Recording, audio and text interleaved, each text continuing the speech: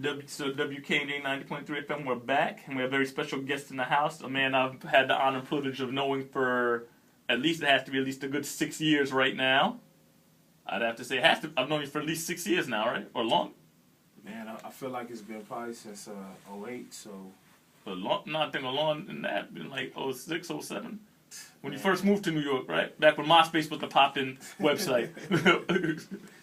Taking us back, man. He's taking it back. What's going on? This gentleman goes, I knew him back when he was Picasso, but now he goes by P.So. Right, P.So The Earthtone King. The Earthtone King, and he has a new album, The Gateway to Greatness.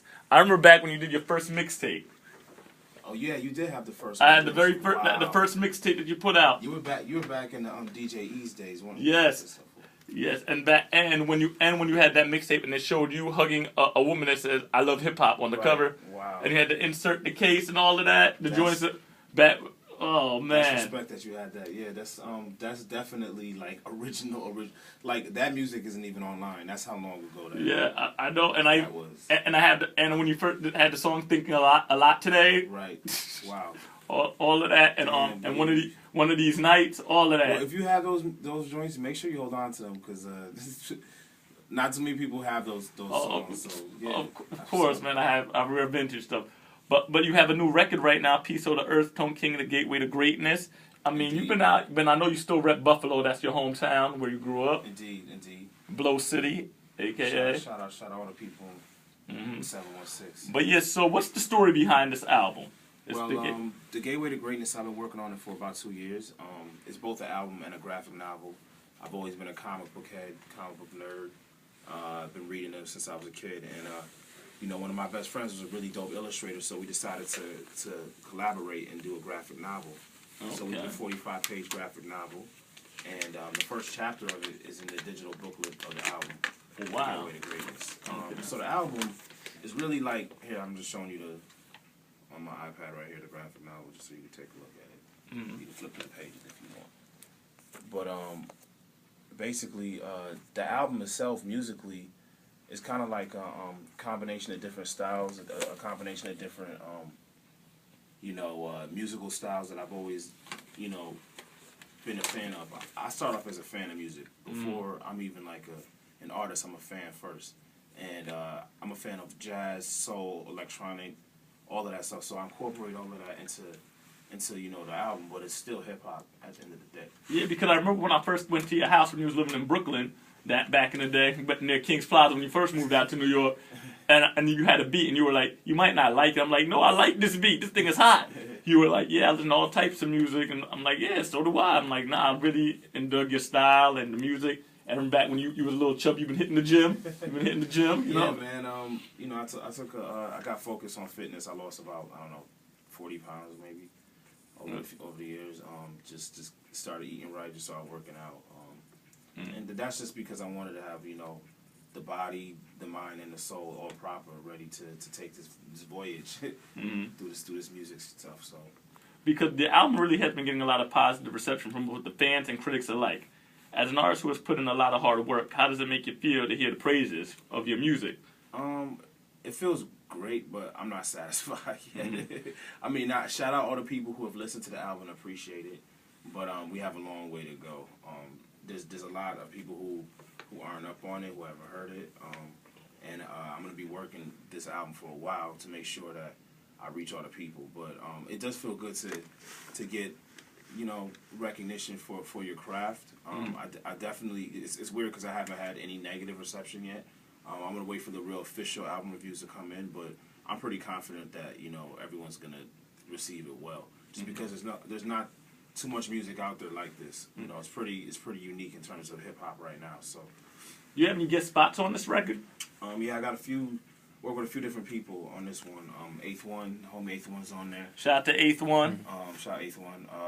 Homeboy Sandman is on there. Shout out to Homeboy Sandman. Shout out Homeboy Sandman. I also have Coco Sarai. She drops by for a quick little joint. Denisha Odiji, which is a really dope vocalist singer. I don't know if you've heard of Cena and Denisha. They have a new little group out right now that's dropping some really dope stuff. And the homeboy Out of Sight is on there. I work with this crew called Club Casa.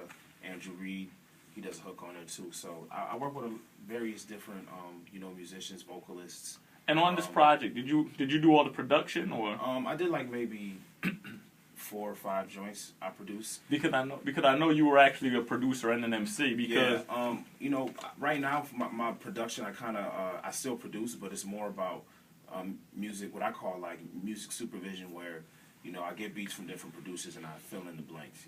Okay. Most of the time it's bass lines, but I fill in the blanks, or I add elements. For me, I like to blend boom bap with organic stuff. So it's like none of my beats are completely just like all samples or completely like live instruments. It's gonna be a mixture of different elements, some electronic elements, some sample elements, some organic elements, and whatever works, it works. So a lot of the beats that I may not have produced originally, I did so much input onto the beat, and my engineer, we did so much different EQing. It's a different style production. I know that for you being from Buffalo, I mean, I don't know, from what I understand, I know they have like the college radio scene, SUNY Buffalo, because shout out to my cousin Von Richie, he had a show up there. Shout out Von Richie. Rich had a show up there, and he was saying that they have like many college towns, they all have their underground scene, but Buffalo isn't known for bringing out mainstream acts. And I know you told me like when you started out, like it was hard for you to get beats from people in there before the internet age, right. And like you had to become your own producer. Yeah. That really how the story went for you. Well, I mean that's 2 different questions. As far as me making beats initially because I couldn't get them, yeah, that's a lot of rappers / producers do that. When you start out, you might not have the proper voice as an MC, but you might know your way around an MPC or some type of beat machine. So for me, it was easier to start working on beats before I got really good at writing raps. But as far as Buffalo not putting out a lot of major acts, there's a few different artists from Buffalo, but upstate has a lot of different artists who are doing well in the independent scene and underground or what have you. But we'll see who comes out as a major act. And nothing wrong with that. Yeah. But yeah, and on the last question I wanted to ask you is, this week is the anniversary of Big Pun 13 years. Right. And I know you're a major Big Pun fan. Like as an MC, like how did you feel about him? Inspiration, or did you have a favorite Big Pun track? Or Capital Punishment was my favorite. One of my favorite albums ever in hip hop. And I remember when I read Dream Shatterer, the verse. I mean, this is when the Source was out, and that's back when the Source really and I remember the hip hop quotable used to actually mean something. And I remember reading the Capital Pun, the Dream Shatterer verse. Mm-hmm. Reading the Dream Shatterer verse in the Source magazine before I actually heard the song, because this is back before the internet was out. So it took a while for you to hear a new record. And I remember reading it, I was like, this sounds like the most amazing thing I've ever heard. And I remember when the record played, I was like, what? Shattered dreams like short and assault and batter your team. My squadron will be banned for rap like Adam and Eve from the garden. I'm carving my initial on your forehead, so every night before bed you see the BP showing off the board head. Reverse that, I curse that, the first act. Yo, I was just like, what? Who raps like that? Like, at that time, that was so, like, brilliant for me, so I was just like, okay, this dude is really... has a real strong control over, like, wordplay and just lyricism and stuff. So that whole album, another thing I like about the album, the skits were great. You know what I mean? Like I usually don't like skits on hip-hop albums, but there's a few albums that really have great skits, and the skits on that are just hilarious on the Big Pun album. And it's a really long album. It's like 24 tracks. Yeah, 24 tracks. But you can still really, like, bang it from front to back, and there's not too many albums that's that long, and I'm really trying to bang from front to back. So, rest in peace, Big Pun. Mm-hmm.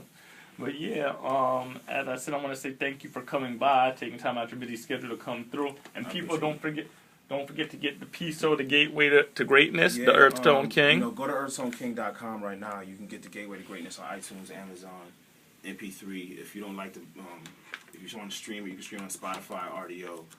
It's on Google Play. It's on a whole bunch. Basically, almost every single digital market is there. As far as physical copies, they will be available on the website either this week or next week. We do have them. They actually exist, but they're not available yet. I got a ton of people hitting me up for the physicals right now. But just go to earthtoneking.com or just follow me on all of my social networks. I'm on Twitter. It's P.So now. That's ITSPSO. Are you following me? I'm following you. I'm on Twitter. It's P.So now.